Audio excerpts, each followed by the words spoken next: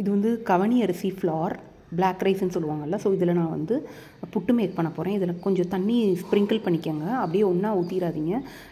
2-3 times ஸ்லாட்டாக sprinkle பண்ணுங்கள். இது வந்து நீங்கள் நல்லா மிக்ஸ் பண்ணும்போது ஒரு லைட் ஈர பதமாக இருக்கணும்.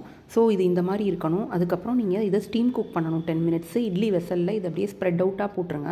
ரொம்ப ஓரத்துலலாம் போடாதீங்க. ஏன்னா நம்ம இட்லி மூடும் போது அந்த வேர்வை தண்ணி அதில் படும், கட்டிப்படும்.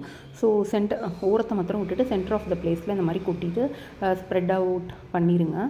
ஒரு மூடி போட்டு மூடி இது கண்டிப்பாக மீடியம் ஃப்ளேமில் 10 மினிட்ஸ் வேகணும். நடுவில் ஒருக்கா திறந்து அதை கிண்டி விட்டுக்கோங்க. அப்போ தான் எல்லா பக்கமும் நல்லா வேகும். ஸோ கலர் சேஞ்ச் ஆகிருக்கும், வெந்திருக்குன்னு அர்த்தம். அப்போ அதுக்கப்புறம் இதை ட்ரான்ஸ்ஃபர் பண்ணிவிட்டு நெய், நாட்டு சக்கரை சேர்த்துக்கோங்க. நெய், நாட்டு சக்கரையெல்லாம் உங்கள் டேஸ்ட்டுக்கு தகுந்தாப்பில் சேர்த்துக்கோங்க.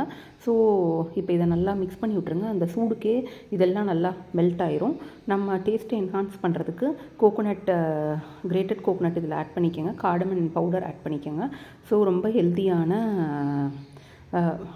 கவனி அரிசி புட்டு ரெடி ஆயிடுச்சு. ஸோ நீங்களும் இதை ட்ரை பண்ணி பாருங்கள். லைக் பண்ணுங்கள், சப்ஸ்கிரைப் பண்ணுங்கள், கமெண்ட் பண்ணுங்கள், ஷேர் பண்ணுங்கள் இந்த வீடியோவை.